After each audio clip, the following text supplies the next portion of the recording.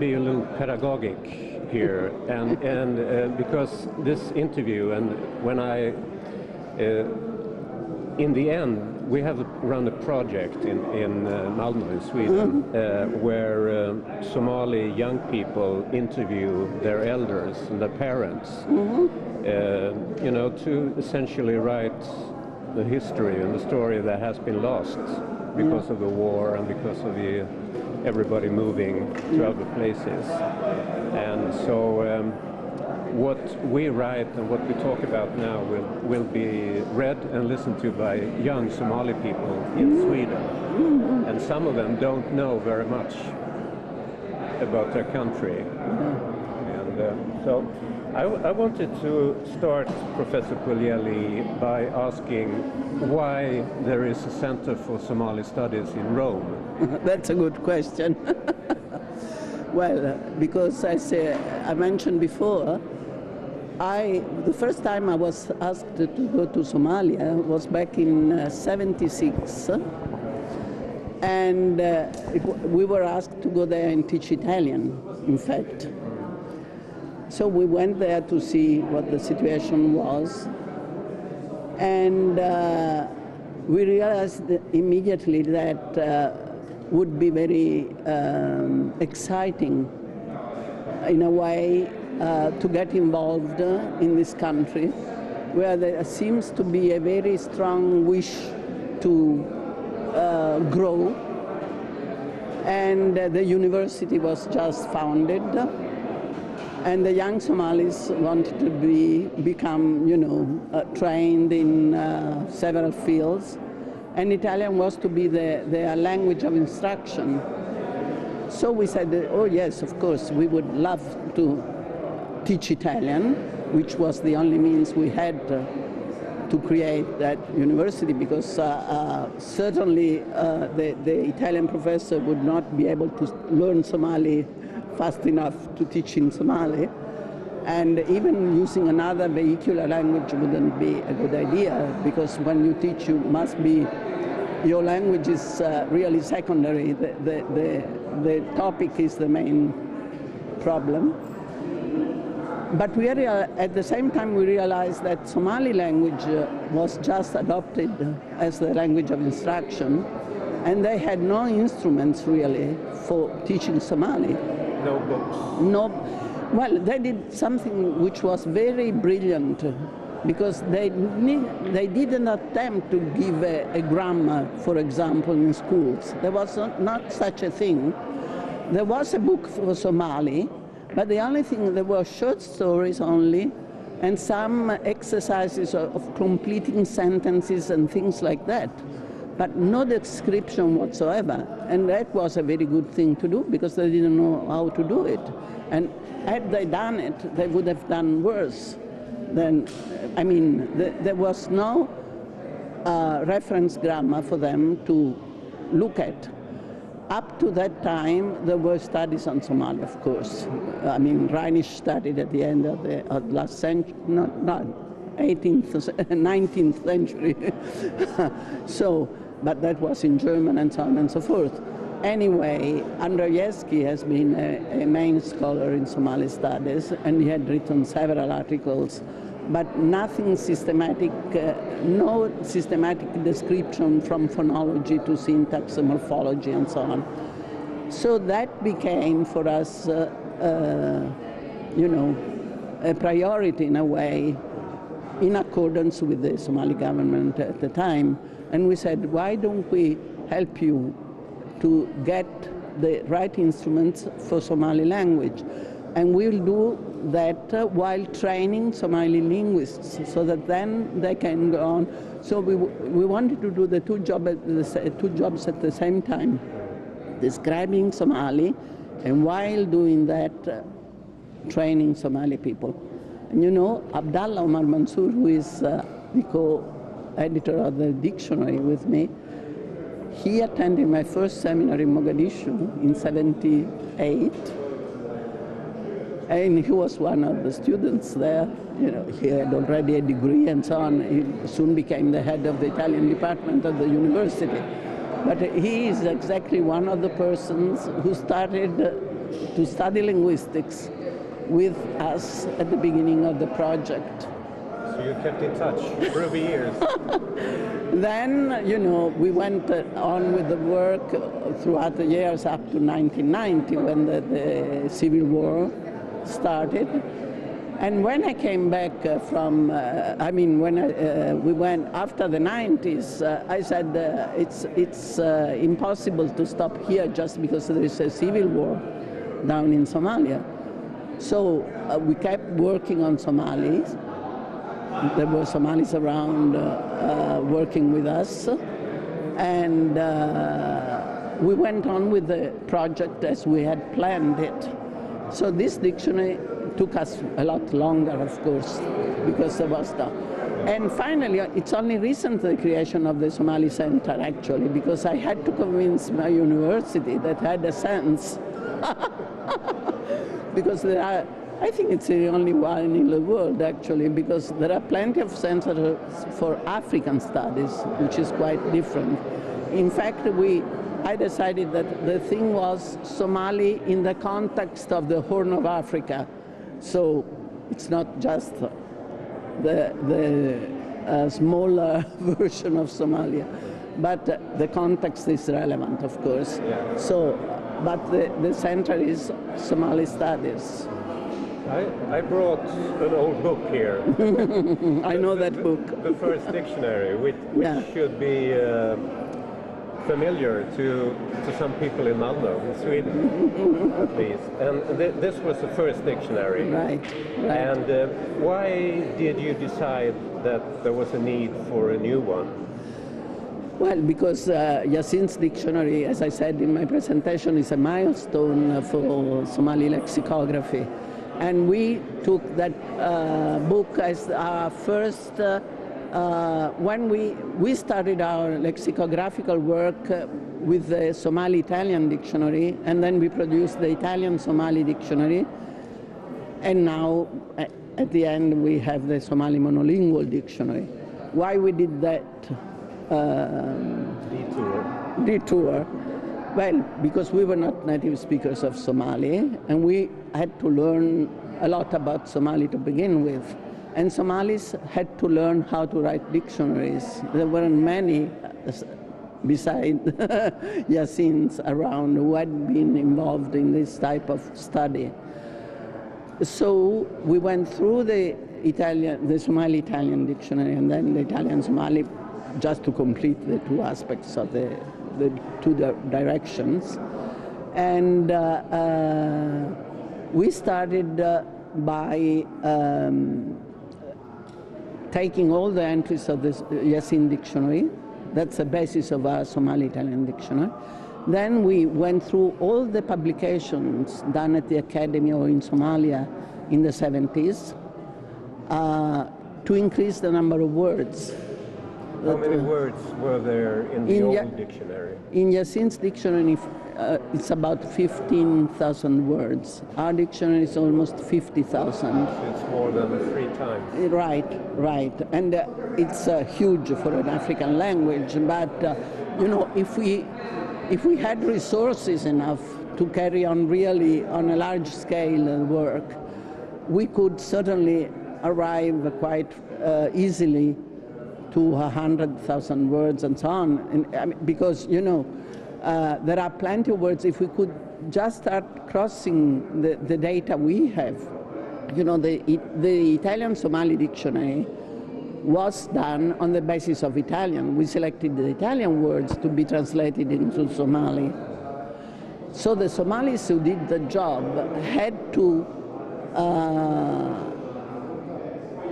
find the equivalents. Not always you have an equivalent, so you give a description and so on. The same thing that we had to do in the other direction. Not always you have an equivalent for a Somali word in Italian, so you have a description rather than one word of an object, for example, and so on and so forth. So I think that we have plenty of further data to be added to this huge dictionary, but it could become very easily larger. But as you know, there are problems because you need people who work on it and resources to carry on the work. Yeah. And apparently, as we've heard from other people who spoke here today, there are threats to the Somali language. as a matter of fact, I think that in the new constitution there was a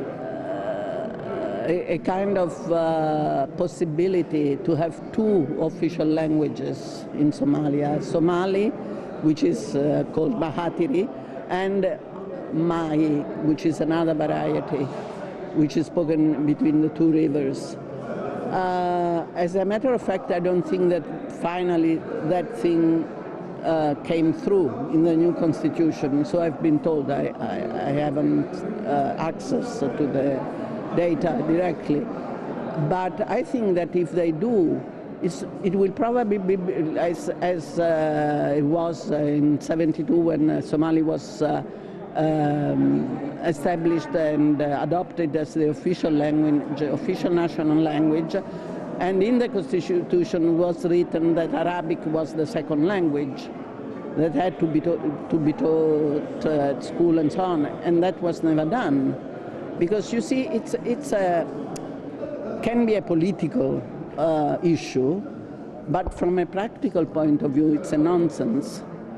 So if you establish, it's something that I talked about in a conference in Turku of the Somali Studies Association that once existed, and talking about language and identity. There are varieties in Somalia. There is not one language. There are varieties as in all countries of the world.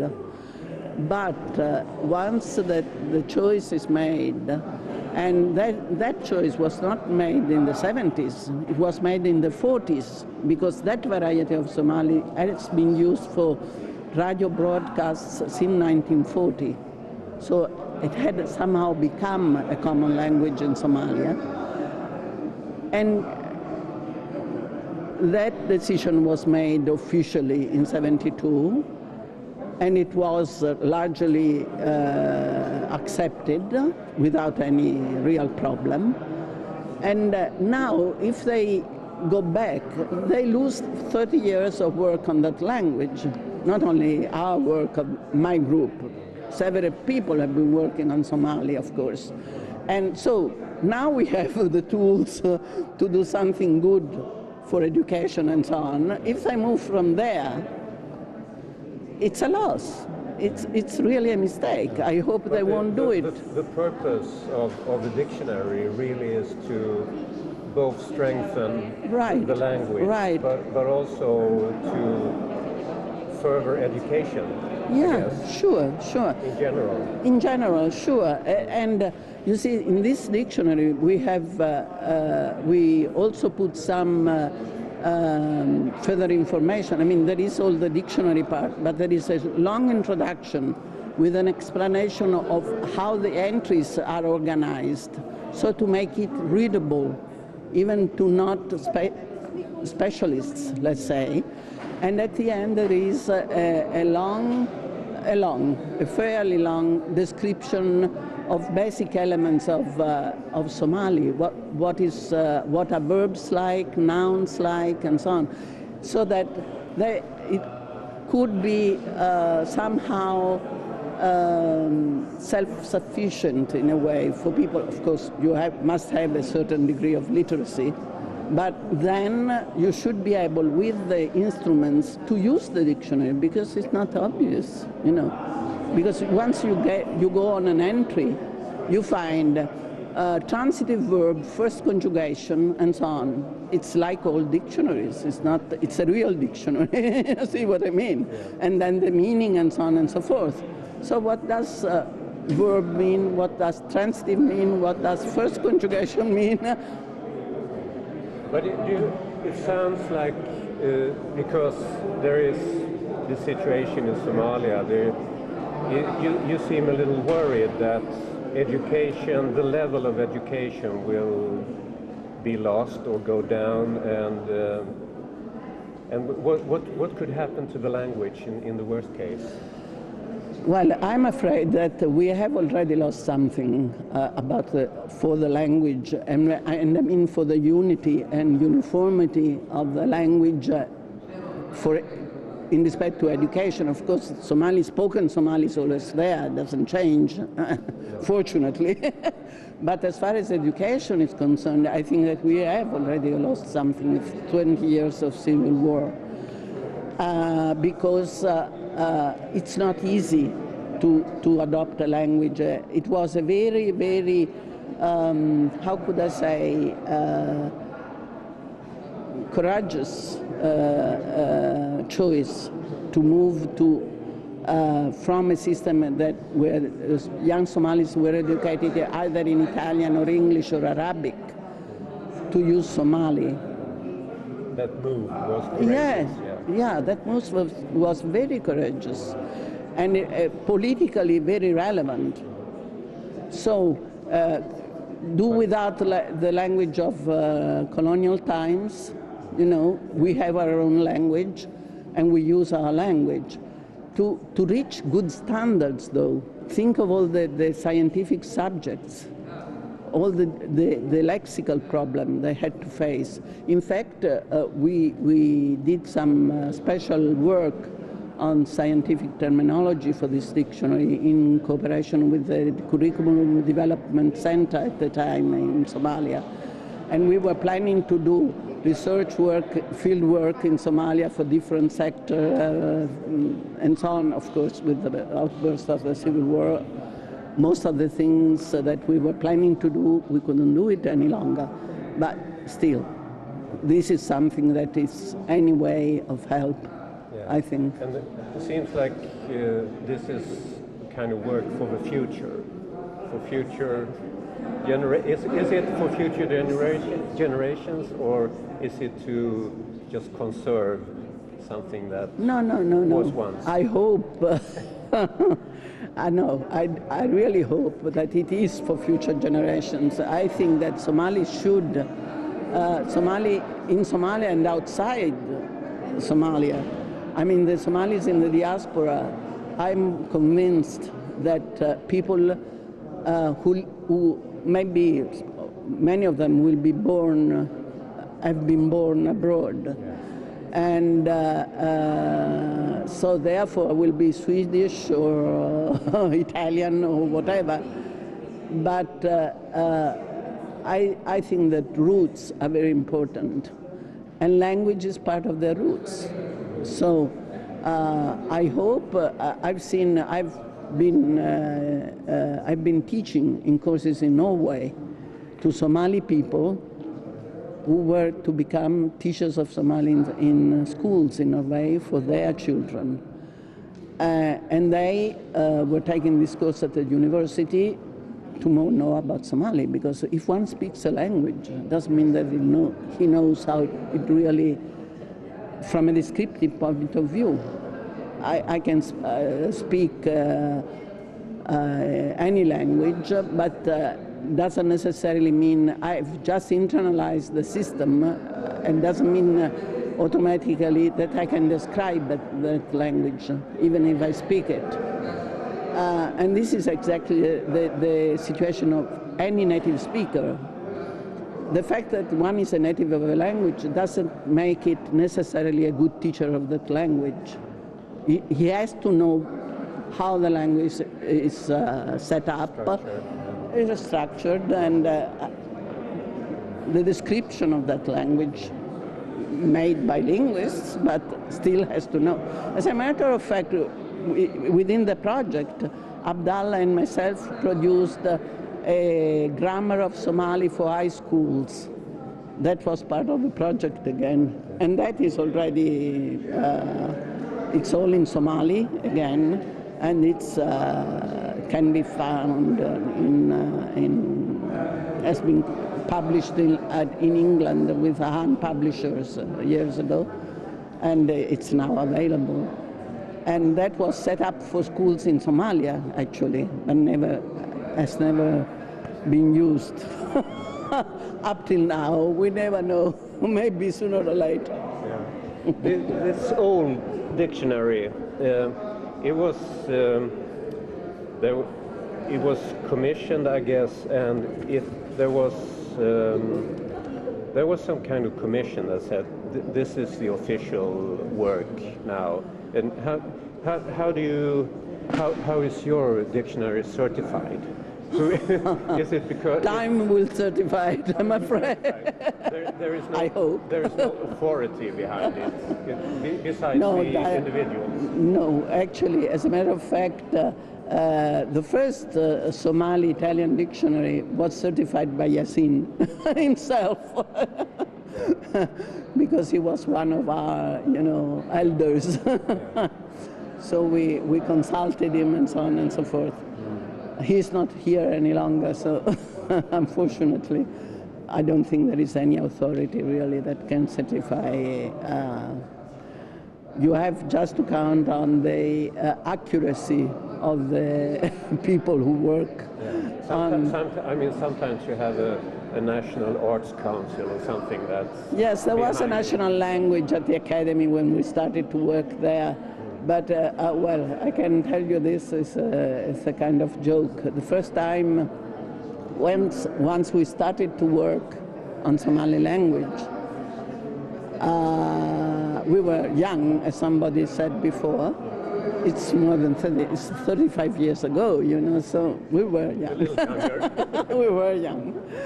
And once we gave a conference at the academy, the first conference on the description of Somali syntax. And there were all the people of the academy there sitting and were looking at us, at the beginning with a sort of sane, I would say, unbelief. They were not convinced, really. Their faces didn't show any conviction. And once we started to go on with our talk, giving examples in Somali, showing this you can say it, this you cannot say it, it's wrong, why, and showing them and so on, with all the explanation. And I could see their faces, their expression changing, and they were amazed and pleased at the same time, because they didn't expect it, and they were pleased because they kept saying, but you are right, how do you know these things? And it was very amusing for us. I couldn't speak Somali, I cannot speak fluently Somali, because, that's a problem, you see. I know everything. You know everything almost everything about Somali. I keep discovering things, but it's a different ability, the ability to speak fluently. And the reason why I don't is because I always interacted with people who could speak either Italian or English. And since I didn't have much time at my disposal, I never really invested in developing that ability. But anyway. Now we have to say something about the new dictionary. How will it be used and how will it be distributed? Oh, it's going to be in Roma Press, which is it's in internet. It's free. Which is download it. Yes, you can download it if you want, and if you want a real book, I mean, the paper copy. The paper copy, then you can order it to a publisher in Rome that will send you abroad anywhere you ask for it. And the price is very low. And I mean, if you think of the size of the book, and it will be, yes, it's almost 1,000 pages, and it will be available from next week. We didn't. We are doing the last things to put it online. We printed it fast for this meeting, but it will be available in internet. If you look on the site of Roma University, you will find there the information and the link to the Roma Press. And so it's available for downloading, and that's important for Somalia, of course. So of course, you can download it in Somalia as well. Yeah, sure. That's one of the reasons for this choice, because I was worried about how can we really make it available in Somalia, and that's a way, because I know that that internet and so on is spread all over the country and can be easily used. So it's a way of sending it there. Finally, I wanted to ask you about if there is any way that sort of collaboration could be developed between the institute here at the university and the kind of organization that Yasin's son is running in Malmö, because they do a lot of work with Somali youth, obviously. Yes. Not only language, but around culture. And well, I just mentioned very rapidly, because nobody had done it. The new project that we have started at Roma, which is this internet archive for Somalia, cultural heritage. I don't know how to call it. There are mainly things that relative to Somali culture. I will also put online all the works that we have been publishing on Somali, of course, because some of these are Studi Somali, some of them are written in Italian, because at the beginning, being financed by the Ministry of Foreign Affairs, we didn't publish in English. We had to publish in Italian, which is even understandable in a way. The last 2 volumes of Studi Somali are in English, though, so that they reach a lot of more people. But those I still cannot put online because of authorship rights, editors and all those business, But now that we have a Roma press, I think that all the things that we'll publish from now on, we will put it on Roma press, so that they're free for consultation and so on. And for the say joint projects, we are really happy if we can do it. It would be a good idea if we could, make a connection between Rome and Malmö. Yes, we are. There's a lot of practical work going on there, and if you could combine it with your knowledge. Yes, we will. Any suggestion, we can plan things if you are interested, and we are very interested in making our work of help for real. That's a dimension of my research work that I have acquired going to Somalia. Before I was a general linguist, abstract theoretical theory. It's important to leave the university and go out. Theory, it's interesting, it's challenging, but then when you realize that your work can have an impact on reality, at least for me, gives a different, it becomes more relevant in a way. So the address that we gave you to send the book, yes, that's the... I will send definitely a copy. So maybe you can... And you can, if you look, you can send me mails, website and so on. University. Yeah, sure. Okay, and so we'll keep in touch. We'll send a greeting to Wasame from you in Rome, and sure. he'll probably contact you by email. Yeah, if you contact telephone. me, and I will certainly answer, and we can certainly plan something together. Sounds I'll great. be glad to. Yeah. Okay. It's really nice talking to you. Thank you. Thank you.